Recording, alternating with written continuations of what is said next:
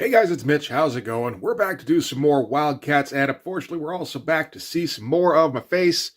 Hey there. Sorry about that. Don't think there's any way around it when you get an all chromium cover. We're looking at Wildcats number 25 today. This is the big celebratory quarter century milestone. Yeah, I guess it's kind of a big deal. Wildcats, I think, it's only the fourth Image comic to actually get to issue 25. The first obviously would have been Spawn. Second and third, though, are Stormwatch and Supreme. I mean, they got to issue 25 quite a bit before anybody else, but then they cheated. They did the whole jump ahead thing with the Images of Tomorrow comics, where they left ahead a year in the schedule to take a look at the future of Image Comics and then ignore it completely by the time they got there. But yeah, I guess this issue is kind of a big deal. And Wildcats has been doing really well, at least up until this point. I decided to take a look at Comic-Con just to kind of check and see where it stood in the ranking around this time. And, it's top 10. It's top 10 at least up till now through the Alan Moore run. The James Robinson stuff before this, it feels like it tapered off a little bit to the teens. But, generally it's a top 10 to 20 book on the listings always. You can count on it there. Spawn's usually top 5. But, Jim, I guess Jim just isn't going to beat Todd. So why don't we take a look at this? We can start with the cover.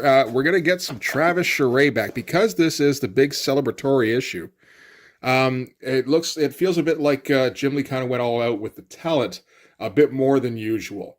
We do get 2 stories, as has been tradition for the last few issues since Alan Moore took over. We get the one story with the old team, and we get another one with the new Wildcats team back on Earth. And there's been a lot of filling in recently. Ryan Benjamin did some of the last issue, and a guy who looked an awful lot like Ryan Benjamin did the other half. And sometimes Travis Charest will pop in for a few pages. Other times we'll get Kevin McGuire or Troy Hubbs or whoever's hanging around the Wildstorm studio at that time, it feels like. But this had kind of been built up as, the big Wildstorm title. Like, this is written by Alan Moore and theoretically drawn by Travis Charest. We kind of rarely get that. But at least Travis Charest is going to get some dedicated time in on this, and he's going to provide us with a wraparound cover that's pretty goddamn nice. There's a lot of nice design going on in here. Travis Charest has really been working on his composition, and it kind of shows. Like, this is kind of standard, I guess. And we're going to see this fairly often from Travis Charest when he has to do a cover composition, with the big central figure and then the smaller figures in the front here. Everything looks absolutely great. But we're also going to get a mixed kind of mosaic piece over here, which also works very nicely, particularly stuff with Voodoo here, with the kind of dual Damonite heritage thing that we recently found out about her. We get, because the whole deal is the old team, of course, is stuck on the Khera homeworld, and they're kind of slowly drifting apart from each other. So yeah, we get Voodoo dealing with her past. We're going to get Zealot, of course, trying to reintegrate herself back into the Coda. Spartan's, well, he's in there anyway. He's stuck working for Emp because he's programmed to.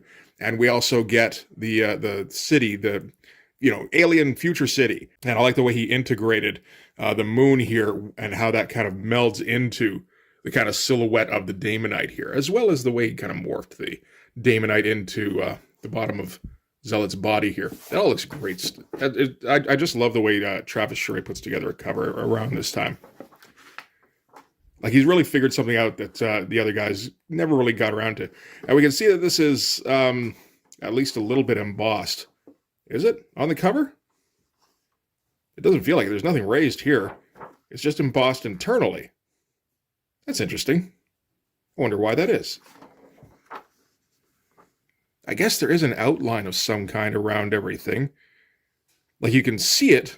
It's just not actually raised. It's just raised on the bottom. That's strange. I guess that's just part of the printing process.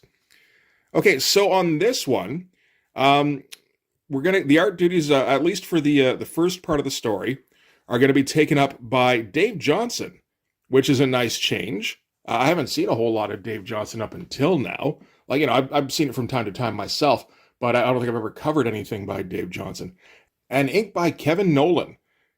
So, I mean, that's, like I said, that's going to be nice. This does, of course, have the effect of basically looking at, like, Dave Johnson just provided breakdowns, and Kevin Nolan then did everything, because that's what everything by Kevin Nolan looks like. And we're going to start out with Majestic here, and he's kind of lamenting the way that things have gone recently. It feels to Majestic like things just haven't turned out right for some reason. Like there's the whole thing with the original Wildcats team, as far as he knows, as far as anyone on Earth knows, at the end of the Wildstorm Rising crossover, they all got on board a Kieran scout ship or some kind of Kieran ship and, took it up into orbit. And then the thing seemed to explode. Didn't actually explode. It actually hit like warp drive. But it certainly looked like an explosion from Earth. So he's lamenting the loss of that original team.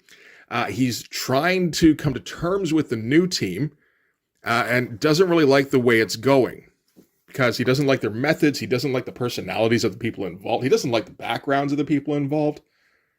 He's supposed to be this like noble Kieran warlord, and he's got to associate with like ex-assassins like Cole Cash, Grifter's brother, and like psychopathic cyborgs like Lady Tron over here. So would that make her like cyberpathic? Something like that. I'm not sure. And yeah, the most recent mission they went on, they at the behest of Tao, who doesn't seem at this time to have any kind of powers. He doesn't seem to have any kind of position in the Wildcats organization, but they keep planning missions, and Tao seems to be heavily involved in the planning stage on each of those missions. And the missions keep kind of crossing the line on what the Wildcats team should be doing, at least as far as Majestic is concerned. So they went and hunted down Harm in his house and killed him, seemingly by accident or, just kind of inadvertently. And then at Harm's funeral, they went and crashed it and apprehended Harm's teammates, Slag and Attica, who were, we first met way back in the original 4 issues of Wildcats. So everything's kind of distasteful. This is at the end of that funeral where Majestic's just kind of like, this all just feels icky to him. So he flies away with the 2 bodies, leaving Cole and Lady Tron behind to just kind of, mop up and then get the fuck out of there. So before we go any further, I should let you guys know that the Blood Force Kickstarter is live right now, if you weren't aware. It's actually just about funded. And I mean, but within like a couple $100. By the time this video comes out, it might actually be funded, so there's a little bit of a lag there. I apologize if that's the case. But that shouldn't make you feel like you can't get in on it. There should still be about 10 days left by the time this video goes up, and we still have the first stretch goal to try and get towards, and that's to get the book colored. So this is the satire of extreme comics I've been working on for the last 3 years. Comics completely done. You can get it in one of 4 variant covers. You can also get original art. You can get commissions. You can get prints. There's all sorts of ways to get in on the Blood Force experience. Click on the first link in the description. Go check it out. I'd love to be able to give my colorists some good news and let them know that, we're going to be doing Blood Force right. Okay, so anyway, back with the Wildcats. We might as well get back to Wildcats. I've been holding it open here for a little while. Okay, Lady Tron and Cole Cash. This is his nickname is Condition Red, which sounds stupid every time I try to say it, so I'm not going to bother trying to say it. And they're trying to kind of make nice with the people who are left and haven't been incarcerated or killed. So Lady Tron goes to the priest and, kind of apologizes for busting up the church. And the church kind of goes, that's okay. This is how things are supposed to be. And they always speak in cyberpunk. So he says, fear not, great Gort, because it's the Church of Gort. This is a cybernetic specific religion. Great Gort above shall help me to repair his house, as shall Sister Transistor here, for is he not the great repairman? To which Sister Transistor replies, Hallelujah, and HAL is an acronym, as in 2001: A Space Odyssey. Father Marconi's words, my sister, perhaps one day you will join us, soldered by Gort's love. Until then, fax vobiscum. To which she replies, who's vobiscum? And we get the overhead shot where we get the reveal that the big crucifix that everybody's standing over here is a big old microchip. And that's kind of awesome. I mean, this kind of stuff is right up Dave Johnson's alley. He's always been really into the weird tech stuff. So when he gets to draw a close-up of a weird tech-looking guy, he's going to go all in on that. And Cole Cash, he's going to approach Harm's widow, because we found out in this that Harm apparently had a wife. And he's going to try to apologize to her, and she's going to be really blasé, because she's the wife of a supervillain. She's like, I kept telling him, this kind of thing was going to happen someday. But he just start beeping and booping, like guys do. And anyway, she's not mad, because this is just bound to happen at some point. So what Cole is going to do, he's going to offer her some money that he had set aside. This was somebody he confiscated from some mob bosses a while back. At first, she kind of turns him down. He's like, look, it'll help my conscience a lot. So she eventually okay, thanks very much. I appreciate the gesture. And it feels for a second like they're maybe almost flirting, which I think is the point, because in the next panel here, Cole just kind of looks over at Lady Tron like, whoa, what are you looking at? Not that they're going to develop any kind of relationship, but they are going to try and develop a little bit of a relationship between Cole and Lady Tron here, which is going to be one of the, I don't know, it's one of the better bits that gets carried through this particular storyline. And there's a lot of good bits in this story. Okay, so now we're going to cut back to Majestic. We haven't really been able to do a lot of fun stuff with the art other than this page here, which was pretty great. Depending on, I guess, on whether or not you feel that a background would have been necessary there, I think there's enough that it's not really required. But yeah, no, okay, Dave Johnson's going to get to do some fun stuff here. Kind of montage-y. And Majestic's, he's kind of a prototypical Superman kind of character. And whatever he had before that was different from Superman, Alan Moore just kind of forgot about because he just kind of likes to write about Superman. And Majestic keeps thinking to himself how, it just, times have changed and he doesn't like the way things are changing. He doesn't like how many superheroes there are in this city now and how they're all just, they're so edgy and kind of poppy and they're not really so much about fighting crime as about just like breaking shit. The kind of thing that a guy who's been a superhero for a while would be thinking when there's new blood on the scene. Great looking page. Like that's a great shot there, of course, but so is this one here with the extreme perspective, like looking down on the city. That looks fantastic. Okay, so from there, we're going to cut to Clark's Bar. So I don't think Clark's Bar has been featured in Wildstorm before. If it has, I would imagine maybe in Stormwatch, but I can't imagine. This seems pretty much just like a Alan Moore creation. And it's a place where all the superheroes are going to gather. So, like, for instance, at the bar, we've got Clark himself, who looks an awful lot like Pa Kent. And he's having to refuse admittance to Grunge because Grunge doesn't have some kind of secret ID. We also get some inside jokes, like three Logans who are arguing with each other about, I guess, who is the proper Logan. I think one of them here is probably Patch. Now, we've also got Troll in the background here peeking over everybody's shoulders. So, again, like, this is kind of funny stuff. He's like, hey, I'm kind of a Wolverine, too. Stole the hairstyle anyway. So anyway, Grifter walks into Clark's Bar and he finds Deathblow. Him and Deathblow, of course, are old teammates from the Team 7 days. And Deathblow is having a drink with Hellstrike from Stormwatch. They kind of express their condolences to Grifter about how, sorry about how your old team exploded in a fireball a while back. And he doesn't seem too worked up about it. He's like, yeah, that kind of sucks. But I don't know, I guess it's, as a superhero, again, it feels like everyone's fairly blasé about death happening around them. Maybe it's just an Image Universe thing. But they're talking a little bit about this new Wildcats team that's popping up that features his little brother. And he's like, yeah, no, they seem to be getting some work done. I mean, not too long ago, they took down the Troika with Harm and Attica and Slag. And they also brought in Deathtrap because he happened to be there too. It was like supervillain solidarity. And this gets Hellstrike all worked up because apparently Deathtrap was labeled as a Stormwatch villain. And they were planning to take him down within a couple of weeks. I guess they were building up their case or something. I don't know, something like that. And Hellstrike keeps getting more worked up and more worked up. And he's been sitting here in the bar for a while, getting nice and lubricated. And eventually he decides, you know what, fuck this. I'm going to go and have a super fight with those new Wildcats guys. And he, takes off through the roof, just burns through it. And again, a great overhead shot of the city here. You can even see the building, that Clark's Bar is housed in, and all the windows blowing out as Hellstrike goes up through all the different floors. That looks absolutely fantastic. Also, like Clark's Bar itself looks very nice. Nice design elements. Looks very classy. A lot of greats everywhere. I approve. Back to Majestic, who's still just feeling uneasy about everything. He's kind of the narrative device for this particular story, where we have to keep checking back in on Majestic, and then he kind of transitions us into the next story element. But, nice underlit shot, getting the city in here and everything. Yeah, it looks like a for real city. I wonder if that is based off a photo, because some of these lights don't look too exact. They look a little bit fuzzy. I'm not entirely sure how they accomplished that. That could just be a photo there, but that'd be okay, I guess. The building here, the Halo building, I don't think it's ever looked better than this.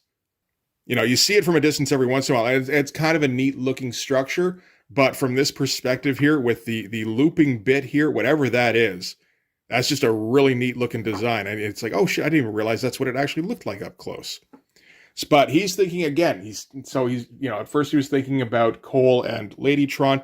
Now he's thinking about the other parts of the team in Savant and Tao. And he doesn't like the fact that Savant is kind of diving into this new mandate they seem to have set for themselves. And she's not really too worried about kind of restraining herself, because it's all like branding to her. She wants to make her mark as being the new preeminent Wildcat covert action team, whatever.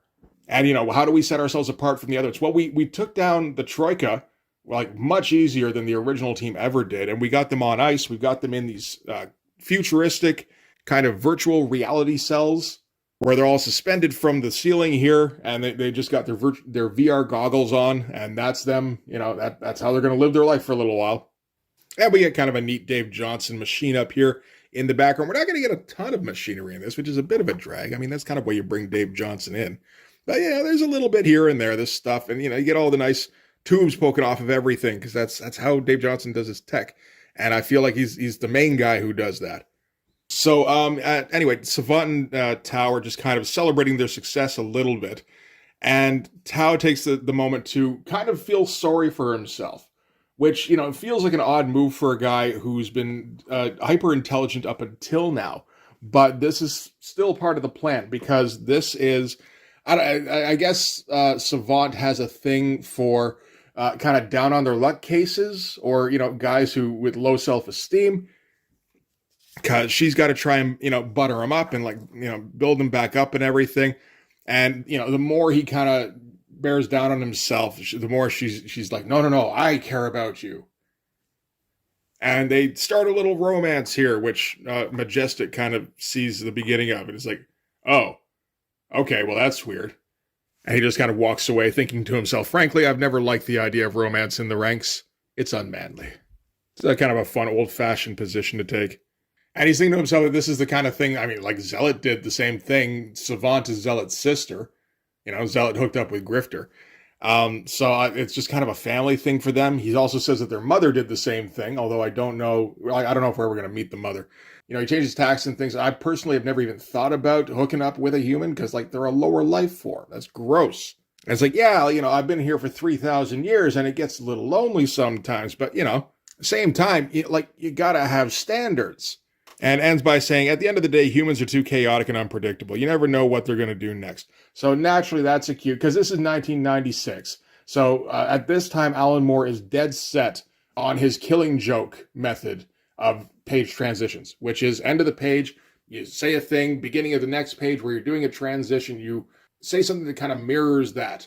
So when he's talking about humans, you never know what they're going to do.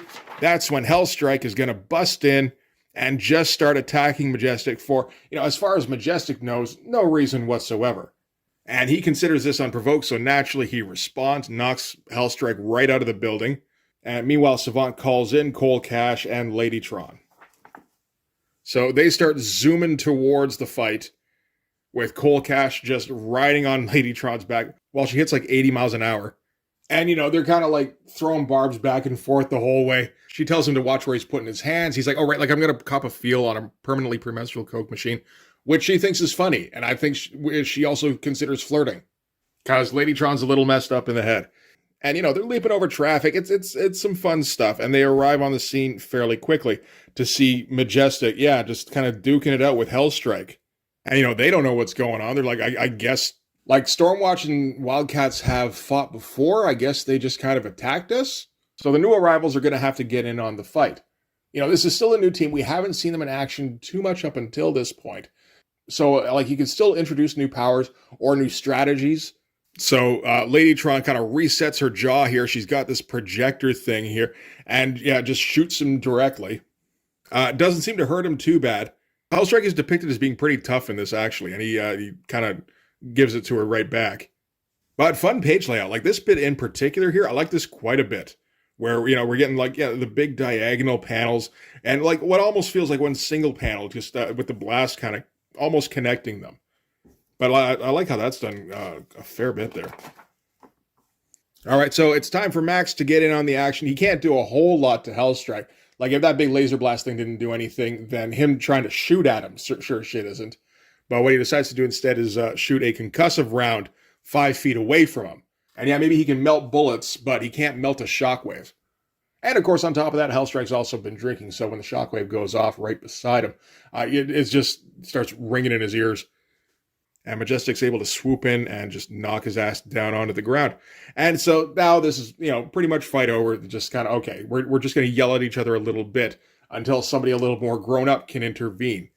And we're not going to get there at first, because the first people to show up on the scene are Grifter and Deathblow. And Grifter's just kind of going to talk some shit to Cole. The two brothers, these are the two brothers. They don't like each other very much. Cole doesn't like how, oh, shoot. I've been saying Cole this whole time, haven't I? It's Max. God damn it. Now it doesn't matter. This is what you get when you use silly names. Sometimes you mix them up. Max doesn't like how Cole quit on the team and kind of left him in the lurch to, carry on the Grifter tradition. Meanwhile, Hellstrike is still pissed off because, as far as he knows, the Wildcats still have Death Trap. And he's demanding they hand him over. And that's when Tao shows up, saying, sorry, unfortunately, we can't actually do that. Death Trap actually escaped just a little while ago while this whole fight thing was going on.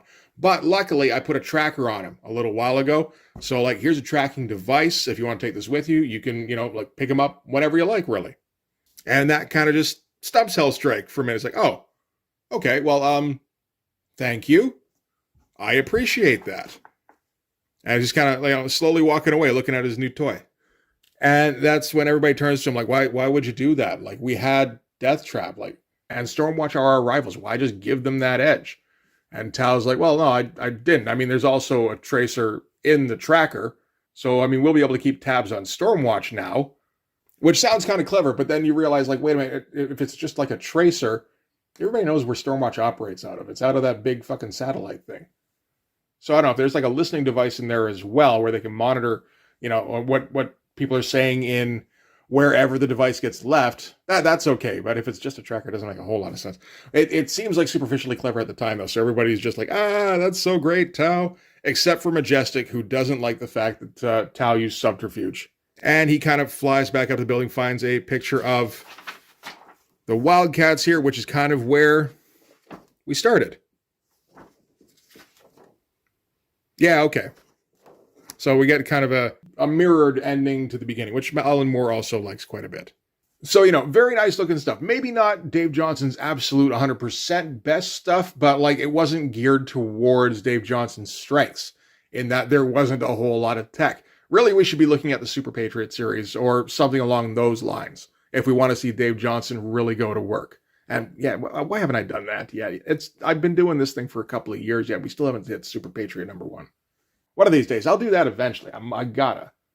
But he's still a good artist in his own right. And then Kevin Nolan comes in and kind of, just does his Kevin Nolan thing. And it looks, it all looks like Kevin Nolan. Sometimes the faces are a little weird, but the finish is really nice.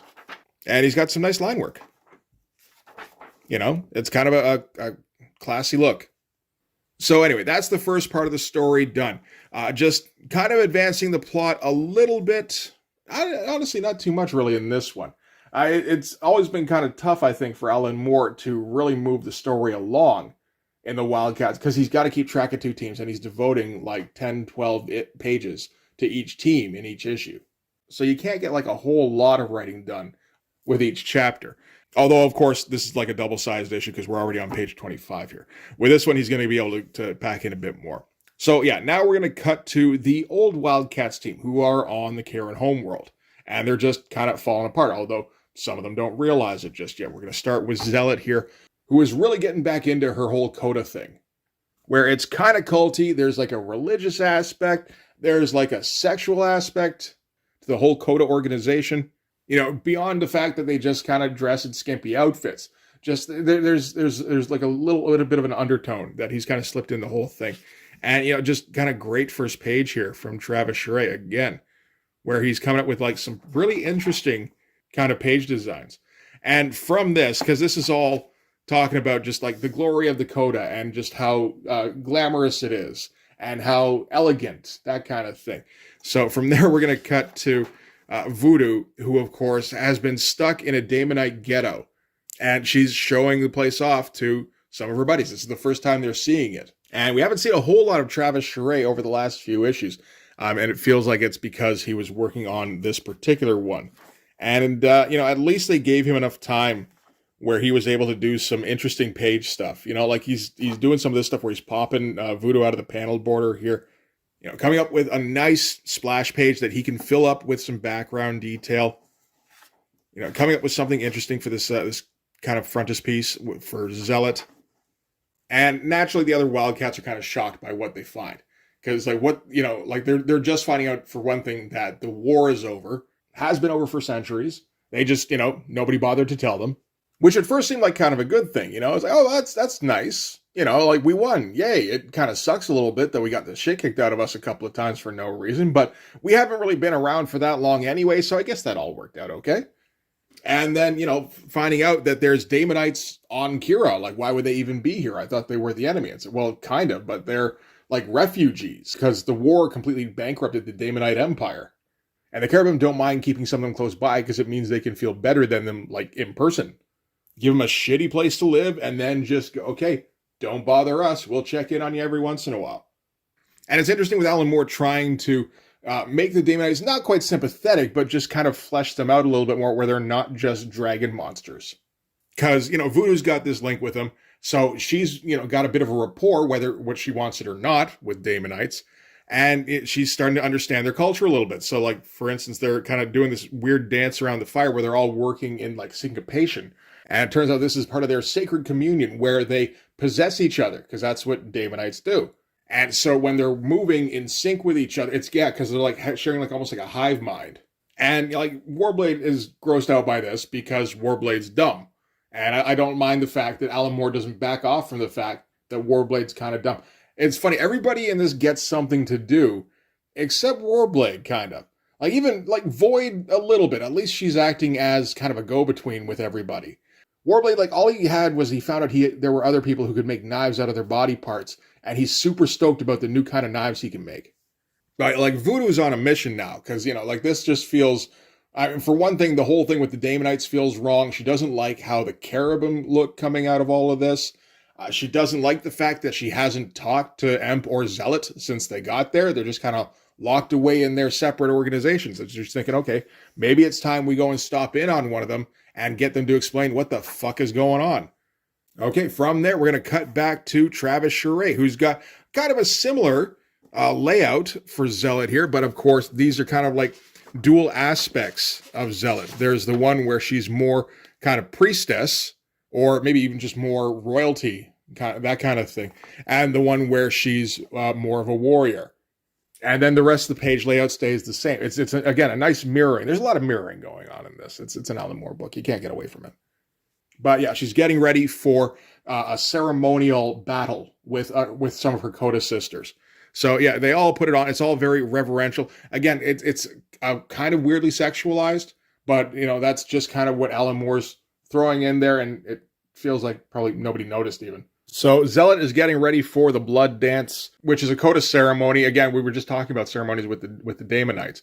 But this is kind of similar in that it's basically sparring, but it's very elegant, flippy, kind of twirly sparring. And they're all kind of just, taking little nicks out of each other constantly. And their blood flies all over the place. It kind of mingles with each other.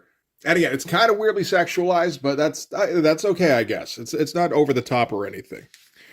Meanwhile, we're back with Voodoo and Void and Warblade and Maul. And so first they're going to check in on Emp. Because again, they haven't seen him since they first arrived on Khera. He's been holed up away with whatever group he's with, the Kieran Senate, somebody. And as they're starting to cross the threshold here, the gates kind of issue a warning saying, nobody's allowed on the premises at this time. So, just don't go any further. That'd be probably the smartest thing to do. And they don't see anybody, and they're like, well, we're Emp's teammates, so we're totally allowed to just drop in on him unannounced. There's no problems there. And that's when a Spartan model android bursts up through the floor and confronts Warblade in a great-looking splash that looks like it could totally be a cover. Another one shows up behind Voodoo, doesn't recognize her because these aren't Hadrian. They just all look quite a bit like him.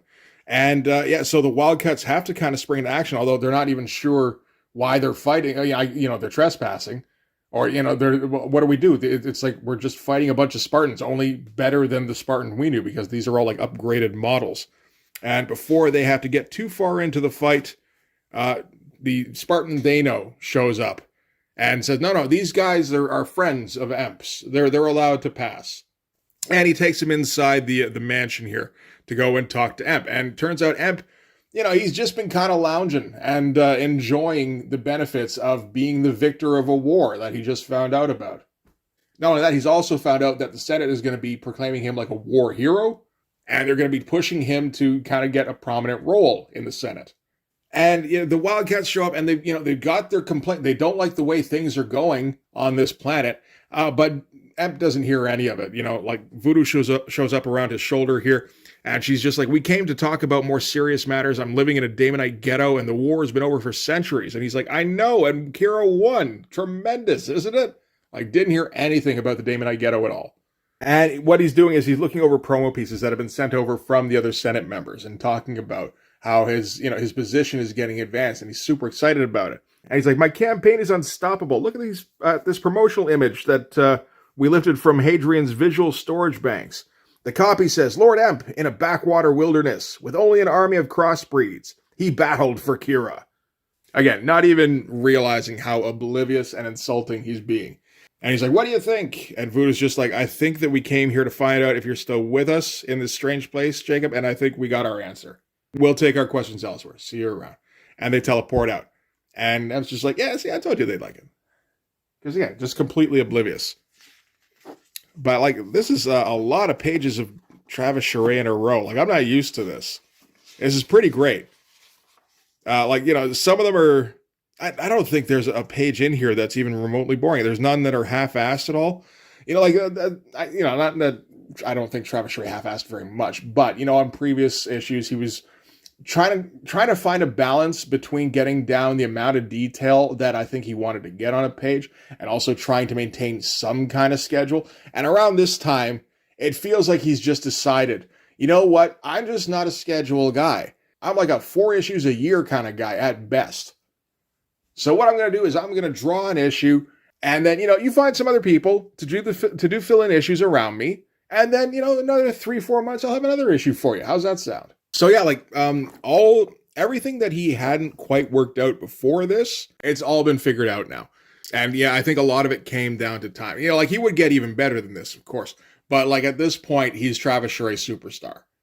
And yeah, so we're going to get our double page spread of Zealot, or Xana, as she's going by, because that's her Kieran name. Getting herself ready for her ceremony and then leaping in amongst her sisters. And I get the blood flying and everything. It's a nice looking shot. Great looking poses. Around this time, Travis Charest has really figured out how to do his figure drawing in a way that's just kind of different from everybody else. And yeah, we're going to get a lot of description of the dance itself and, just how sacred this is to the Coda and how much this means to Zealot and how she's kind of sequestered herself from everything else, that this is all that's important to her. And she thought all this stuff with the Wildcats on Earth, that was important, but having gotten back here now and having gotten back with her sisters who she hasn't seen in, a couple thousand years, something like that, she's, at least for the moment, convinced herself that this is far more important than anything she's done in the last couple of millennia has ever been. And that's when Voodoo and the Wildcats teleport in. Great layered shot here. We're getting different depths for everything. Right down the line, it kind of goes from here to here. But then, Warblade is still a bit further out than Voodoo, who's further out than Maul, who's further out than Void. Did I say Void earlier? I feel like I might have. But yeah, anyway, cool looking depth. And this is sacrilege that the Wildcats have interrupted the blood dance. And she's going to start cussing the Wildcats out for daring to mess up the ritual. And Voodoo's like, hey, Zealot, calm down. It's us. We need to talk about what's been going on Khera. And she's like, don't you call me Zealot. That's not my goddamn name. And yeah, we might have been friends before, but I do not put that above my Coda duties. And that's never been the case. And Voodoo's like, well, I can't believe what I'm hearing. What, are you saying you're better than us? And Zealot just says the worst shit possible. She's like, is a pure-blooded Coda sister better than a half-Daemonite mongrel? Don't be ridiculous. And, get a nice big kapow panel here. So now things are getting fucked up. Voodoo's all pissed off. She's already been pissed off because of, the thing they've been sold about Khera not being true. And, her getting stuck in the ghetto, all that stuff. Now she comes here, and Zealot is, like, cutting all ties and acting like a total bitch to her. When, the whole reason they came here in the first place is because they thought they were friends. And, you're the natives here. You're supposed to be kind of guiding us into the civilization, and instead you're cutting us off. And, of course, she also just took a swing at Zealot when Zealot wasn't looking, while all of Zealot's Coda buddies were hanging around going, what the fuck is this? So now she's got to take action against Voodoo. And Voodoo tries to, like, brass it out. She, like, swings a kick at her, but Zealot has been practicing with her Coda sisters again. She's, like back up to snuff where Coda should be. And now she's embarrassed that Voodoo would throw a kick that slow. Comes up behind her and just elbows her in the back. And, gets her down on the ground. And she's going to teach her a lesson for basically stepping where she shouldn't have been stepping. And Zealot's not going to back down. She's like, where would you like the scar? To think a wretch like you would have the gall to start a fight with me? Such monstrous presumption. Which, of course, is the lead-in for Voodoo to say monstrous. You don't know the meaning of the word. As she goes, like, full Damonite on her. The other Wildcats have been watching all this. They're trying to hold the Coda sisters back. Who just want to get in on this and just want to kick this alien's ass. And, they're kind of, like, watching the fight, being like, she's not going to kill her, right? Oh, shit, I think she's going to kill her. Now with Voodoo, just kind of like unleashing the Damonite side, like, oh crap, this is getting serious. Because it's the first time we've seen Voodoo really do anything like this. It's a little similar to what she did in the first issue, I guess, where she seemed to momentarily turn into a werewolf. Which was never explained until a couple of issues ago, when Alan Moore finally went, maybe we should do something with that. I guess that was at the end of the James Robinson run, actually. That wasn't Alan Moore, that's right. But Voodoo takes a swing at Zealot and, gets a good gash in on her. Zealot uses her robo-sword to counterattack. And cuts her open. And is threatening to take it further. Where it feels like she's going to try moving in for the kill here. I love the fucking body language on this. Where Voodoo's like staggering away. That looks so good. And this kind of drives the Coda into a frenzy. Where they just want to see her kill her. And Zealot has her at her mercy here. But Voodoo is able to turn it around because this is Alan Moore writing, so he's actually able to come up with some clever twists, which is like so nice in an Image book. And she points out that, the whole thing that she's just, she's been participating in the dance. The whole deal is that, you do the little cuts and you mix your blood. And so here's my blood. You all saw my pedigree. You saw what I just turned into. Who wants to be my blood sister? And she's offering it to any of the Coda who are closing in. And they all of a sudden kind of stop in their tracks and start backing off. It's like, oh shit. Didn't think of that. Get that shit away from me. And this, of course, infuriates Zealot even further. She tries to cuss her out. She's like, you foul our ceremony with your presence. You whom I have trusted as a comrade. And Voodoo's like, shut your goddamn mouth. She's like, you're not my comrade. You're not anybody's comrade. I'll see myself in hell before I see myself in the same room with you again.